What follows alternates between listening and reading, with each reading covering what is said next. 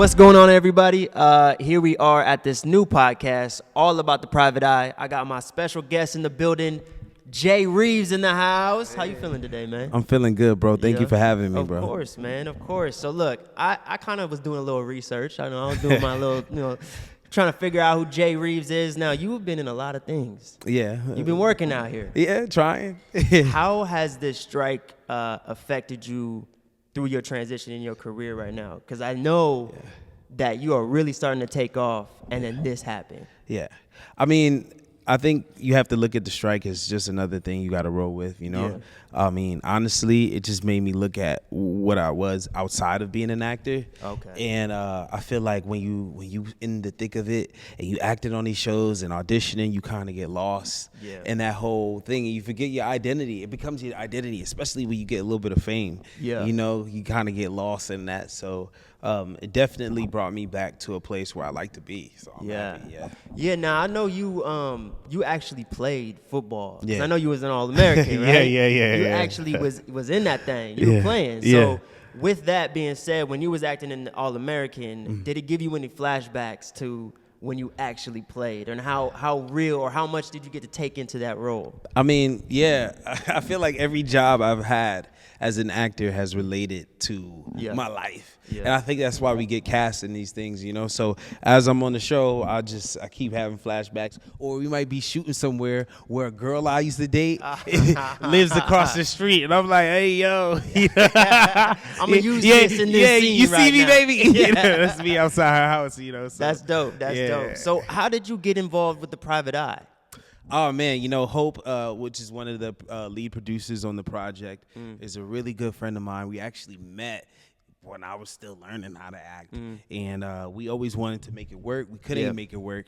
And then the private eye just happened. And even when he called me, I'm not going to lie, I had no idea what it was. I was like, all right, bro, I'll do it for you, because we've been meaning to do this. And then I read it, and I was like, oh, yo, this is actually pretty good. Then I saw who was getting attached. And I was like, oh, okay. Yeah. And then I just went and had fun, bro. It was crazy. Yeah. That's dope. And so in the show, you're actually somebody on the corner. I mean, on the movie, you're somebody on the corner. Just doing a little drug dealing. Yeah. And in that, not to relate this into like a Debbie Downer mood here. Yeah. But I did read that there was a moment in your life where you were homeless. Yeah.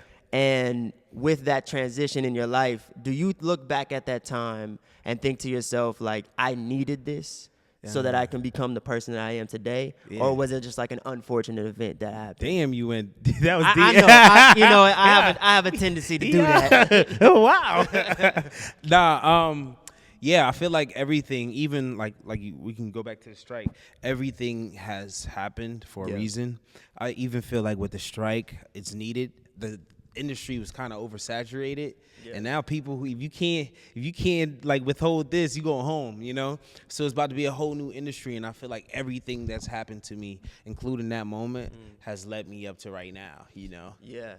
And with the private eye, did you do anything specific to prepare for that role? Or was it like, you know what, I got this. I could jump into this. Yeah, it was pretty much I got this, but the one thing I did do is I did a little homework, and I went and brought a do-rag. I wanted a fresh do-rag for my role. And, I knew they wouldn't have that in costume. Yeah. So I was like, yo, let me go cop this thing. And it was my first time wearing a do-rag on camera.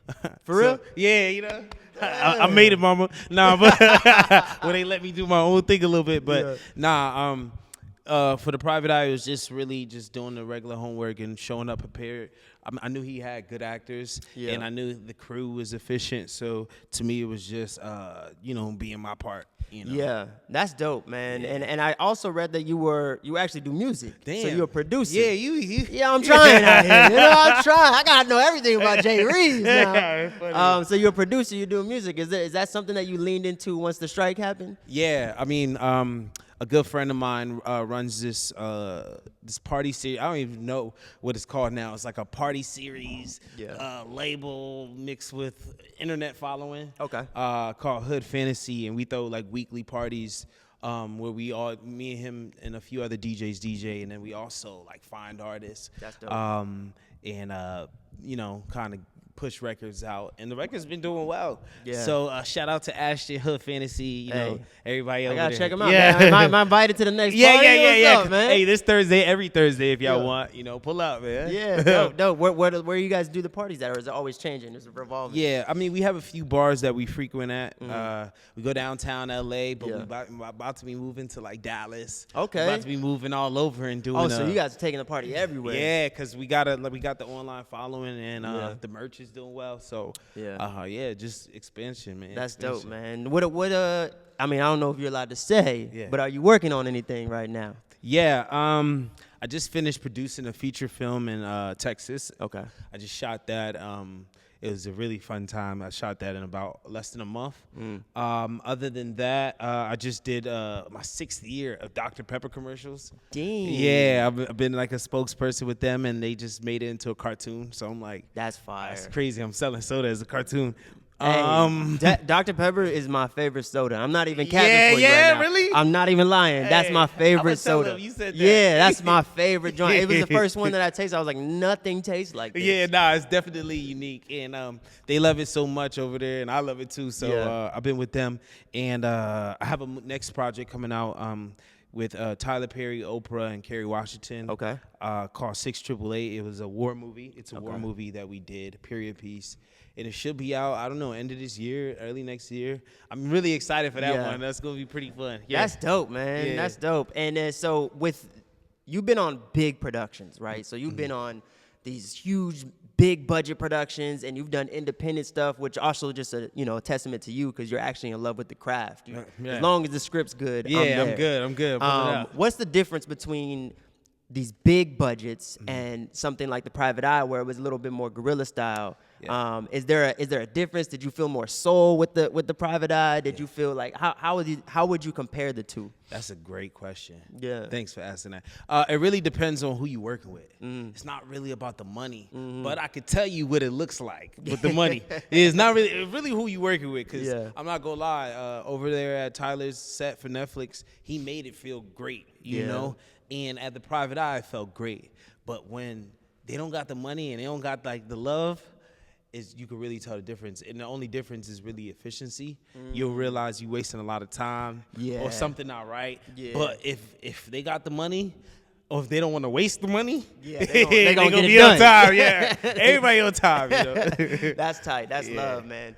So if people were looking for you, where can they find you? Shoot, on TV. Hey, you know what I mean? You can't find me nowhere else. I mean, I'm on TikTok. I'm on Instagram at Jay Reeves 7, Bitcoin J. You know, that's why I go by like my alias. Are you a Bitcoin guy? Yeah, but it was more so. Yeah, I am a Bitcoin guy, but it was more so nobody knows who owns Bitcoin. So I was like, how they gonna say that's not my name? You know, who's gonna come after me? You know, so I rock with Bitcoin, and you can find me on those platforms. Dope. And So this probably be the last couple questions here, but I also, doing my research, you would consider yourself a Renaissance man.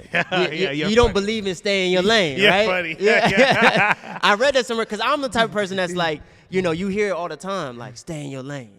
Just stay in your lane and just do that really well. But you do a lot of different things. Yeah. Do you feel like you just put a lot of hours in a lot of different things, or is it a thing where, that jack of all trades, master of none? But do you consider yourself in a situation where you feel like, no, that's out the window in this newer day and age. We can learn anything we want to learn. Yeah, I definitely think you do have to pick one thing to master. Yeah. But I do think you can get really, really, really damn good in a lot of other things. Yeah. Like something I will always study and keep doing is acting. Like I still be in school and I learned it 10 different ways now, But with the other things that I'm picking up, I realize like I can get really good in it, but nothing's gonna have that amount of time that I put into that one thing. Yeah. So unless I drop that one thing and then put the amount of time into something else, So I don't even know if that answers the question. But no, I get what you're saying. Yeah. For me, like I do a lot of different things, so I respect somebody that has talents in other areas.